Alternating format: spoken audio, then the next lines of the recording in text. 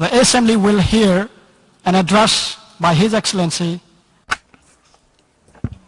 Je donne maintenant la parole à son Excellence Félix-Antoine Tshilombo, président de la République démocratique du Congo. Je prie le protocole de bien vouloir accompagner son Excellence. Au nom de l'Assemblée générale, j'ai l'honneur de donner la parole au président de la République démocratique du Congo, qui va prendre la parole devant l'Assemblée générale. Monsieur le Président de l'Assemblée générale des Nations unies, Monsieur le Secrétaire général des Nations unies, Mesdames et Messieurs les chefs d'État et de gouvernement, Mesdames et Messieurs les chefs de délégation, c'est pour moi un grand honneur et un réel plaisir de prendre la parole du haut de cette tribune pour faire entendre la voix de mon pays, la République démocratique du Congo, sur les principales questions qui préoccupent au plus haut point la communauté internationale actuellement. Monsieur le Président, je voudrais néanmoins, avant toute chose, vous féliciter pour votre élection à la présidence de la 77e session ordinaire de l'Assemblée générale des Nations unies. Je suis convaincu que vous donnerez le meilleur de vous-même pour la réussite de cette session et vous garantis tout le soutien de mon pays. Monsieur le Président, les défis majeurs auxquels l'humanité fait face actuellement sont la sécurité et la paix pour tous, la maîtrise des changements climatiques, la relance de l'économie mondiale après la Covid-19, la lutte contre la pauvreté et la promotion du bien-être collectif.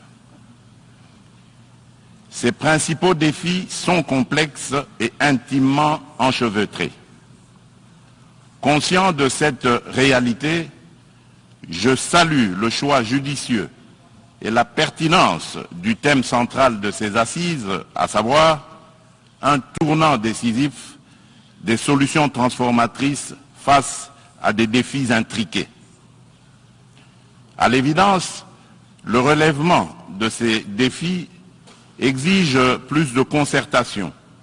plus de coopération et plus de solidarité entre les États et les nations. Le maintien de la paix et la sécurité internationale constituent le fondement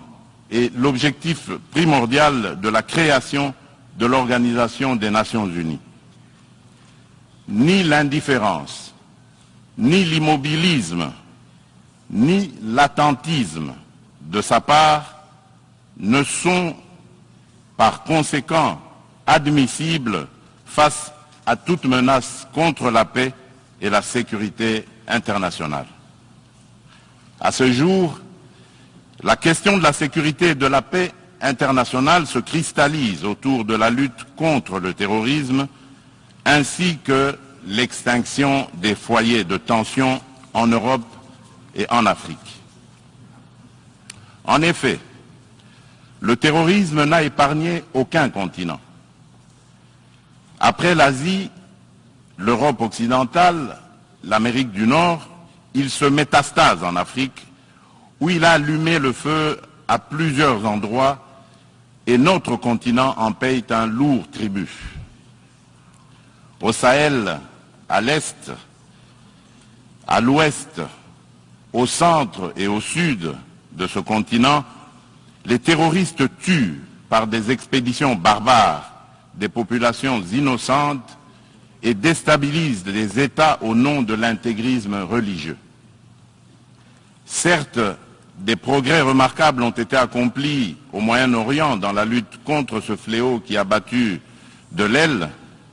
Cependant, ce fléau est loin de s'essouffler et encore moins d'être éradiqué de notre planète.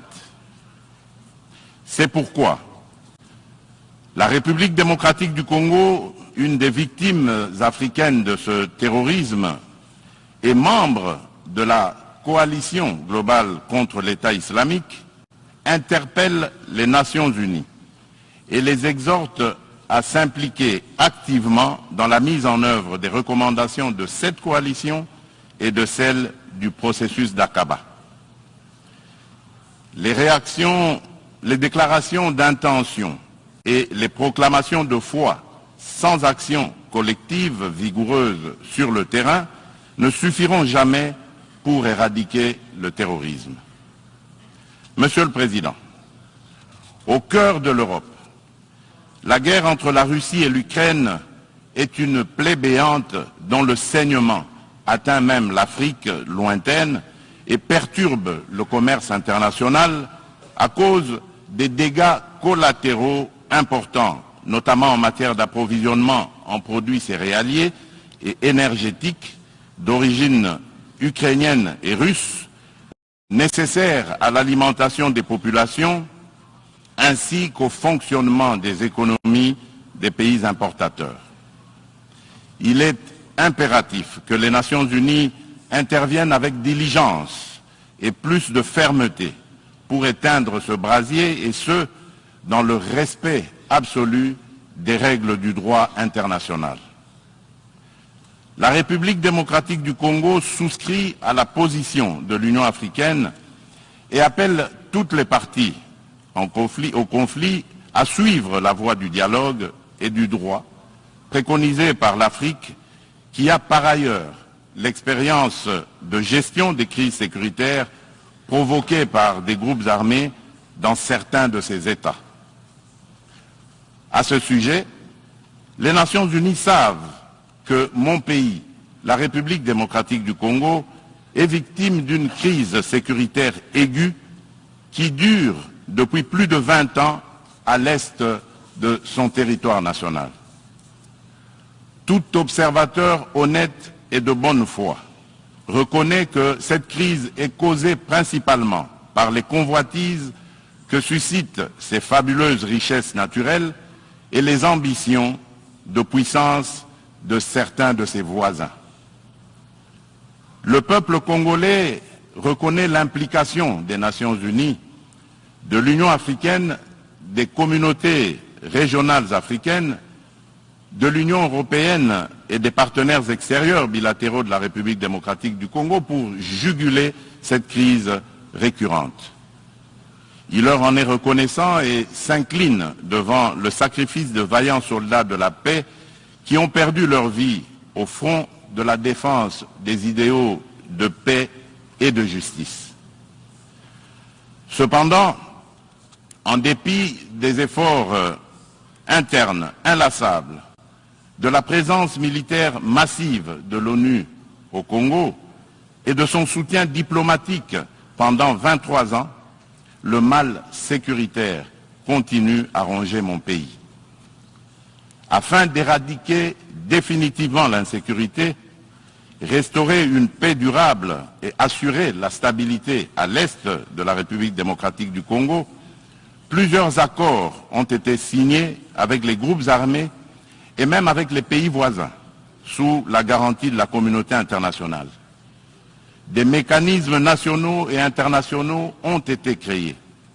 Toutes ces perspectives de règlement définitif du conflit de quelques mois. Vite, l'architecture s'est fissurée et l'édifice s'est écroulé. On commence toujours avec les mêmes tragédies. Depuis mon élection à la tête de la République démocratique du Congo, je n'ai eu de cesse de me battre chaque jour pour la paix et la sécurité dans les provinces congolaises de l'Ituri, du Nord Kivu et du Sud Kivu. M'inscrivant dans une philosophie de réconciliation avec nos voisins, je n'ai ménagé aucun effort pour rassurer les chefs d'État des pays limitrophes et restaurer la confiance entre nous, notamment par la concertation permanente sur des questions d'intérêt commun, la conclusion d'accords de coopération sécuritaire et de partenariat économique et la réalisation de projets de développement pour nos populations respectives. En dépit de ma bonne volonté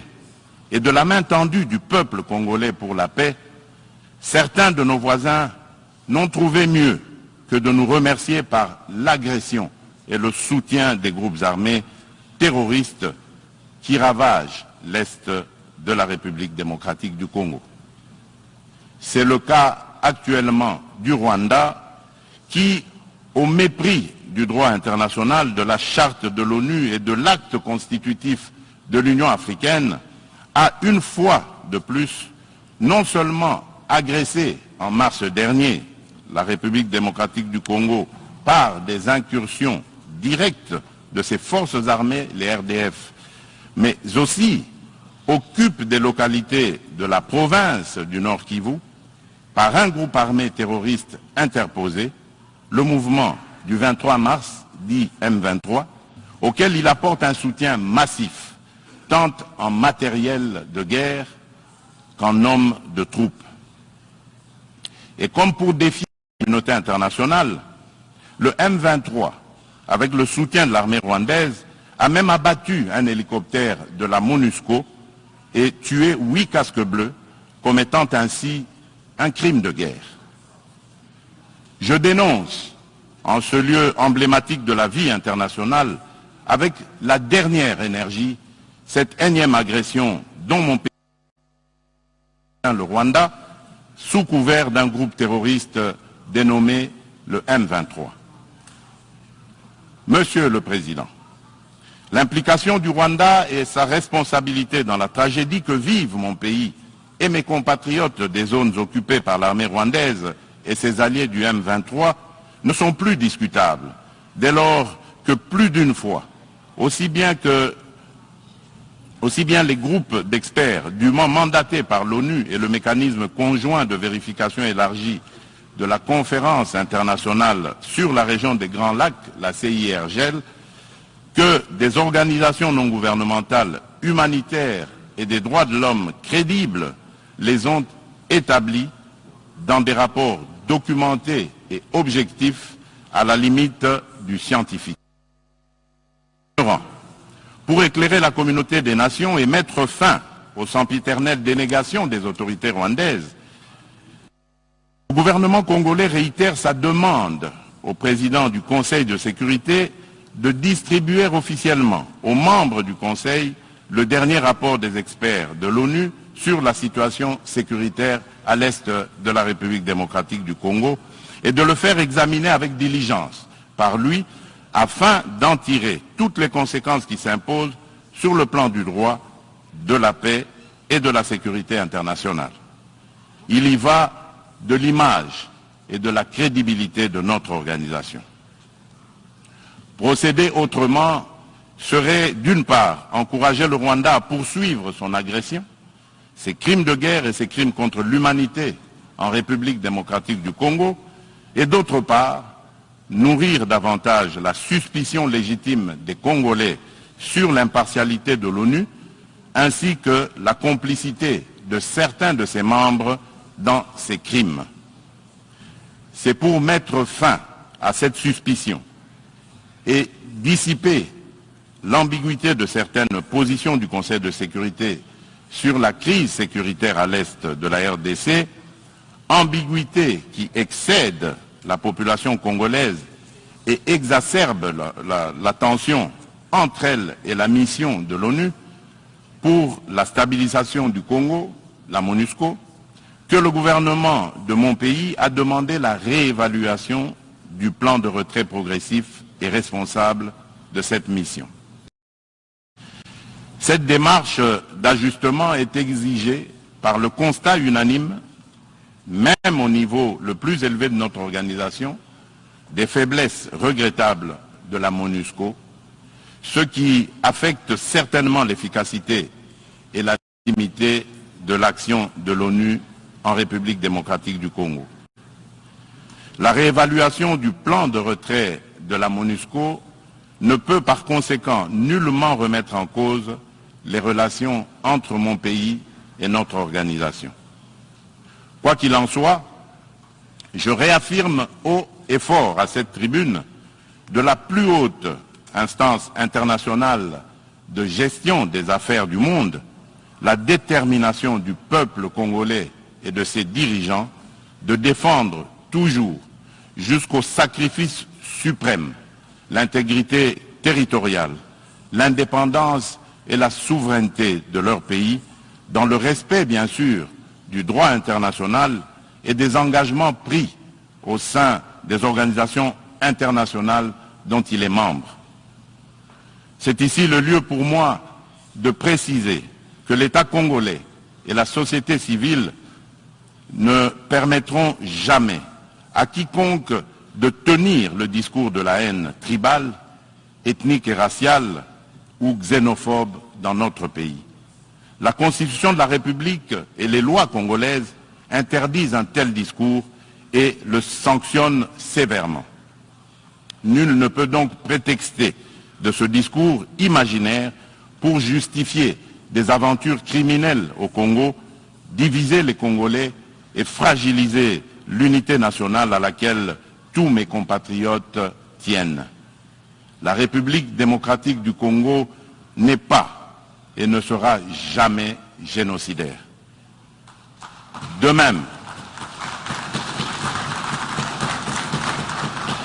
même, je soutiens que la prétendue collaboration que certains officiels congolais entretiendraient avec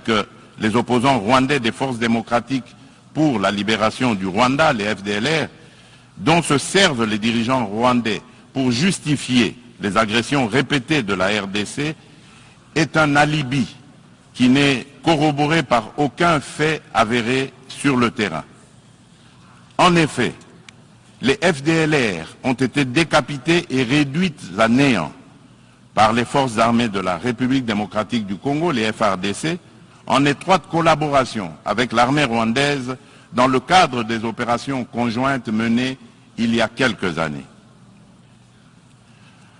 La République démocratique du Congo a en outre rapatrié plusieurs éléments des FDLR et leurs familles. Dès lors, les Congolais se demandent de quel FDLR parle-t-on? Quel est le mètre carré du territoire rwandais occupé par ces fantomatiques FDLR? À quel lieu précis du sol rwandais a-t-on jamais vu un jour un soldat congolais? Quoi qu'il en soit,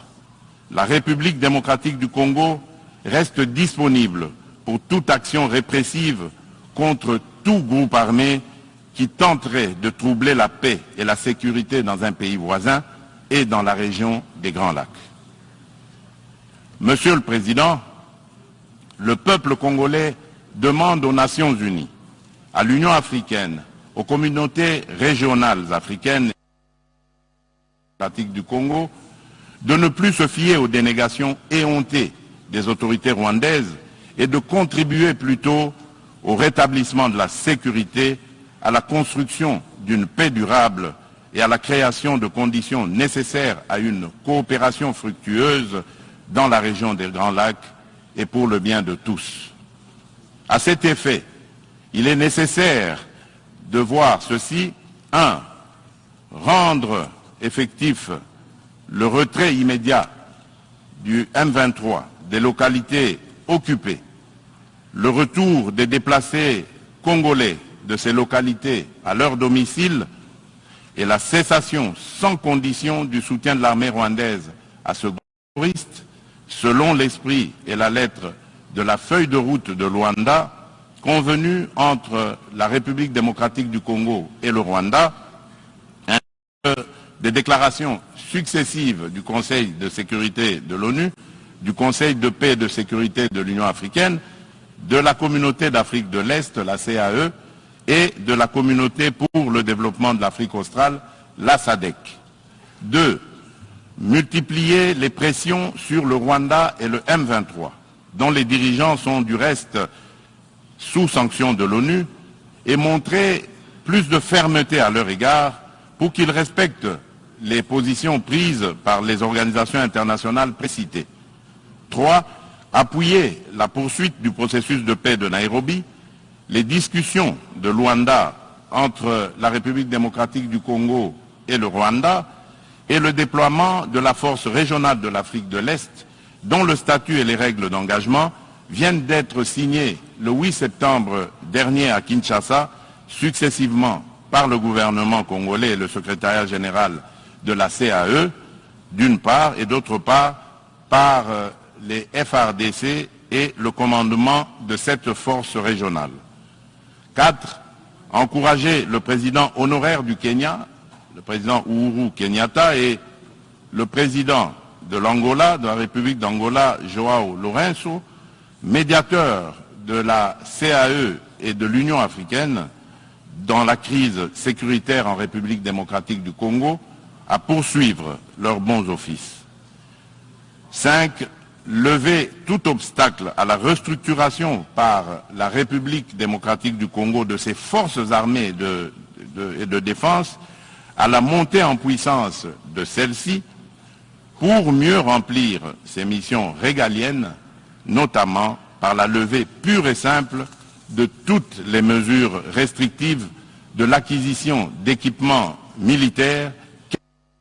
la forme édictée par le Conseil de sécurité de l'ONU. La réalisation des actions préconisées ci-dessus garantira sans doute le peuple congolais de la certitude d'un règlement de la crise et facilitera un dialogue constructif entre toutes les parties concernées quant à ce. Monsieur le Président, nous, peuple congolais, sommes décidés cette fois-ci à mettre définitivement fin à l'insécurité à l'est de notre pays, quoi qu'il en coûte. L'heure a sonné de casser à jamais le cycle infernal de la violence à l'est de la République démocratique du Congo pour stabiliser la région des Grands Lacs afin de tirer le plus grand bénéfice de ses potentialités économiques ainsi que de sa riche biodiversité pour sauver l'humanité face au changement climatique. La gestion de ces changements pose deux problèmes fondamentaux, à savoir la mise en œuvre d'instruments juridiques et financiers issus de négociations internationales, en particulier dans le cadre des différentes conférences des parties à l'accord des Nations Unies sur le climat, la COP, et la transition énergétique. Il est temps, d'une part, de mettre fin à l'exécution sélective des engagements souscrits par les pollueurs et d'autre part, au nom de la justice climatique, les efforts fournis par les pays moins pollueurs, dont ceux de l'Afrique, pour préserver l'environnement dans l'intérêt de toute notre planète. Quant à la transition énergétique, l'Afrique regorge suffisamment de sources d'énergie renouvelables et de matières premières susceptibles de contribuer à la mobilisation des alternatives crédibles à la double crise énergétique et écologique. De ce point de vue, il est important de relever que la République démocratique du Congo compte parmi les principaux producteurs de minerais stratégiques essentiels à la transition énergétique et à la décarbonisation du secteur des transports, dont notamment le cobalt, le lithium, le nickel ainsi que le manganèse. Mon pays s'est fixé comme objectif de produire proprement les 10 minerais à cette fin. C'est dans cette perspective que la République de Zambie et la République démocratique du Congo ont signé le 29 avril de cette année un accord relatif à la mise en place d'une chaîne de valeur dans le secteur de batteries électriques et des énergies propres. Il va sans dire, au vu de l'importance des investissements que requiert la réalisation d'un tel projet, que l'implication des partenaires est particulièrement indispensable, notamment en termes d'apport en capitaux et en technologies adaptées. En outre, afin de soutenir le programme de transformation verte des économies sur le continent africain et de rencontrer la demande d'énergie croissante dans le monde,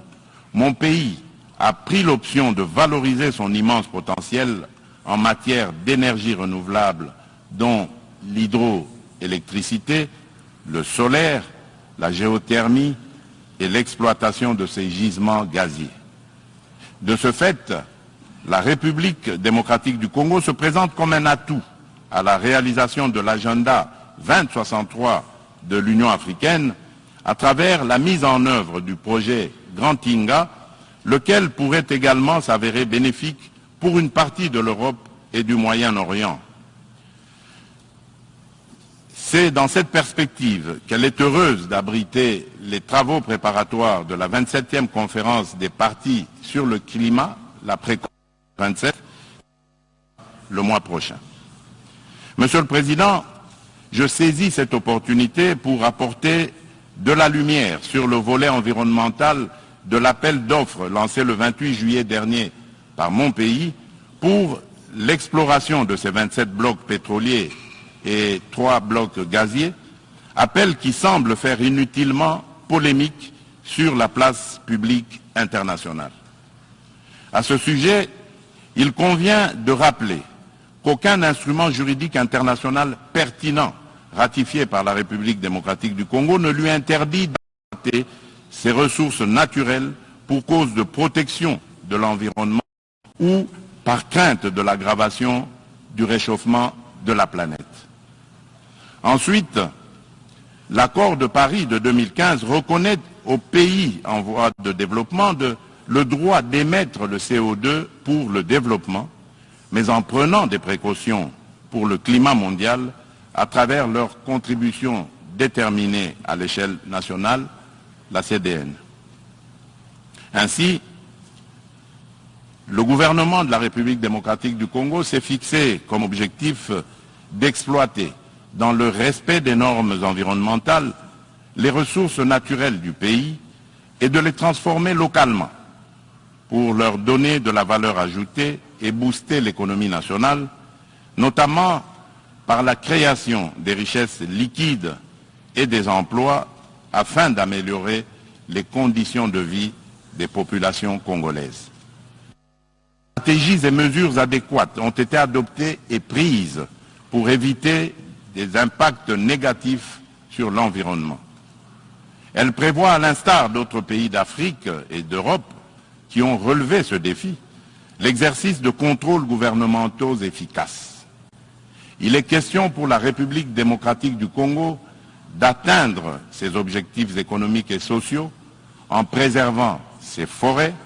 et en continuant de demeurer le pays solution pour la lutte contre le réchauffement climatique.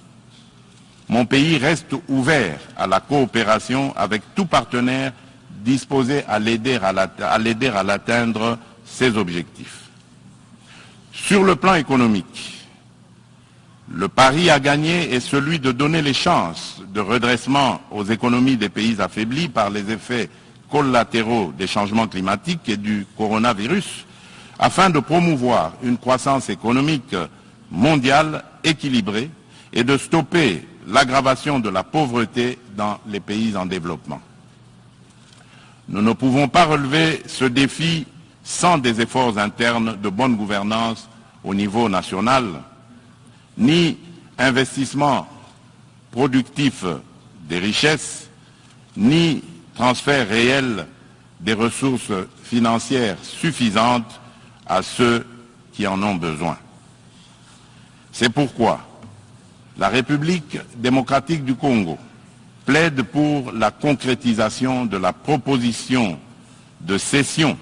par les pays riches d'un pourcentage de leurs droits de tirage spéciaux, les DTS, au Fonds monétaire international, aux pays les moins nantis, faite par la conférence de Paris sur la relance des économies post-Covid-19 du mois de mai 2021 et appuyée par un engagement ferme du sommet du G20 d'octobre de la même année à Rome. En tout cas, toute facilité d'accès aux ressources additionnelles en faveur des pays éprouvés par les changements climatiques et la Covid-19 sera la bienvenue. De même, l'allègement du fardeau de la dette des pays à faible revenu devra demeurer une préoccupation permanente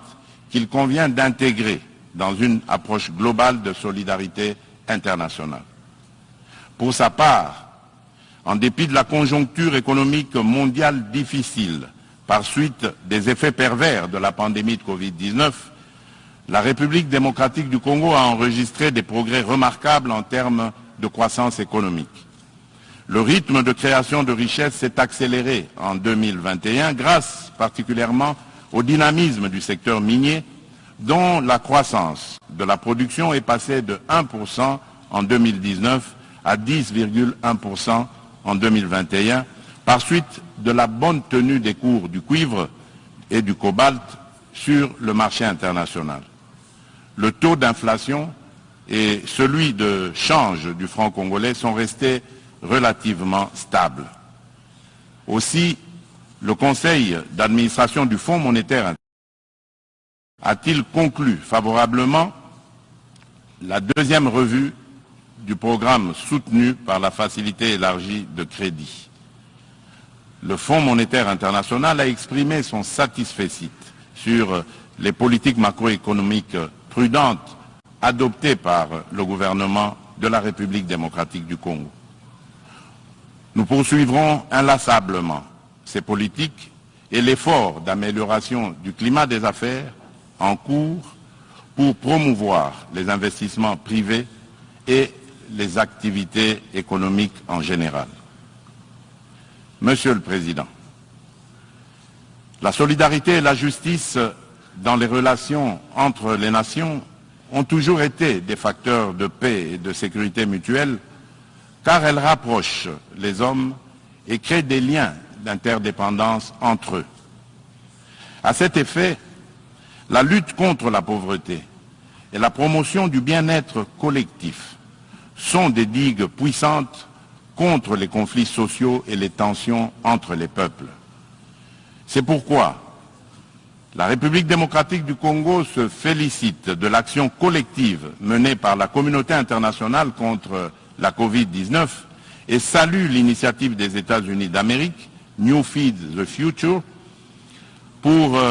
financer l'agriculture afin de combattre la faim et l'insécurité alimentaire en Afrique par suite de la crise russo-ukrainienne et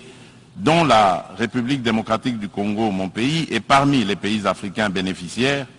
pour ne citer que ces cas les plus actuels.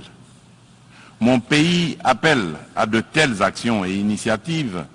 et non seulement contribue à résoudre les problèmes de survie au quotidien et à créer des emplois accessibles au plus grand nombre, mais aussi distribue des revenus et du pouvoir d'achat à la base. En revanche, solidarité et de la justice internationale, nous nous posons des questions sur le maintien des sanctions contre le peuple du Zimbabwe, des sanctions qui de plus datent de l'époque du défunt président Robert Mugabe. Pourquoi notre organisation est-elle si silencieuse et si indifférente à la limite du crime contre un peuple innocent? En ma qualité de président en exercice de la Communauté pour le développement de l'Afrique australe, la SADC, je lance un appel pressant aux Nations Unies de mettre tout en œuvre pour obtenir la levée immédiate des sanctions contre la République du Zimbabwe et son peuple.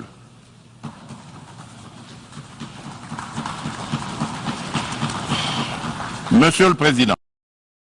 dans ce monde multipolaire, aucun pays, aussi puissant et riche soit-il,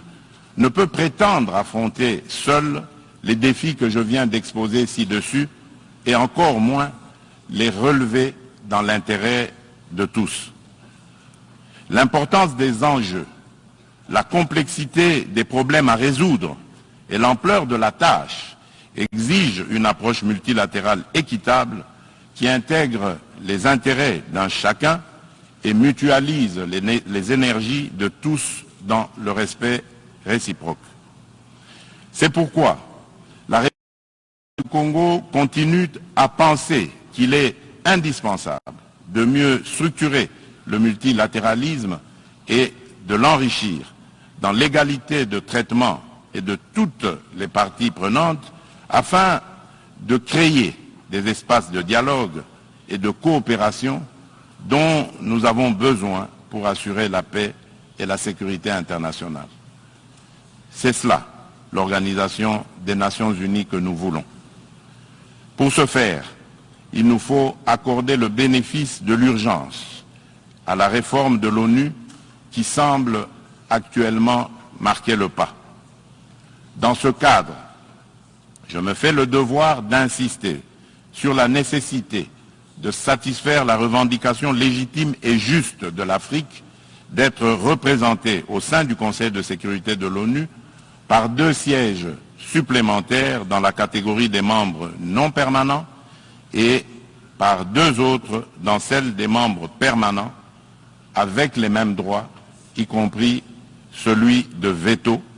les mêmes privilèges et obligations que ceux des membres permanents actuels. C'est une question de justice à rendre à un continent,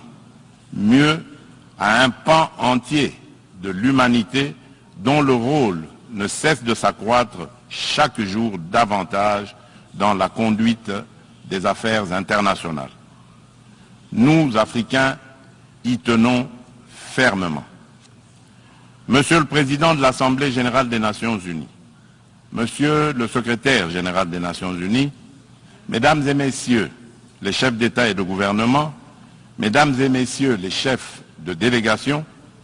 pour terminer, permettez-moi de dire un mot sur la parité homme-femme. À ce propos, il y a lieu d'insister sur la nécessité de poursuivre les efforts en cours, tant au niveau international qu'à celui des États, pour créer des espaces d'égalité du genre et des opportunités de liberté et d'action pour la femme. Pour ce faire, l'implication des hommes dans les politiques de promotion du genre s'avère nécessaire parce que d'une part, l'homme partage la vie avec la femme et d'autre part, depuis des temps immémoriaux, pour des raisons diverses, l'homme s'est forgé une prééminence sur la femme qui lui confère une influence déterminante sur le destin de cette dernière. Nous devons mettre un terme à cette situation de fait. C'est pourquoi, lors de mon mandat à la tête de l'Union africaine, j'ai initié une rencontre des chefs d'État et de gouvernement de l'organisation continentale sous le thème de Conférence des hommes sur la masculinité positive. De ce rendez-vous historique tenu à Kinshasa en 2021, il est sorti une déclaration de l'Union africaine contenant l'engagement des hommes, notamment celui des chefs d'État et de gouvernement, de mettre fin aux violences faites aux femmes et aux filles et apporter des réponses appropriées à cette problématique. Cette déclaration constitue une véritable charte de l'Union africaine pour la femme que je m'attelle à matérialiser en ma qualité de champion de l'Union africaine pour la masculinité positive.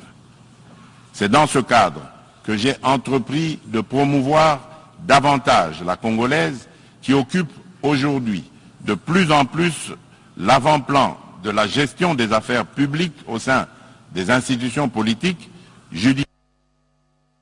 de mon pays. Cette politique volontariste devra permettre dans l'avenir un changement radical,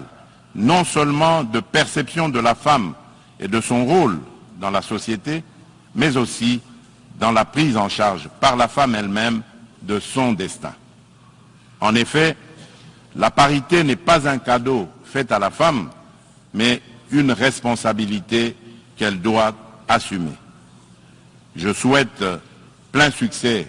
aux travaux de la 77e session ordinaire de l'Assemblée générale. Je vous remercie.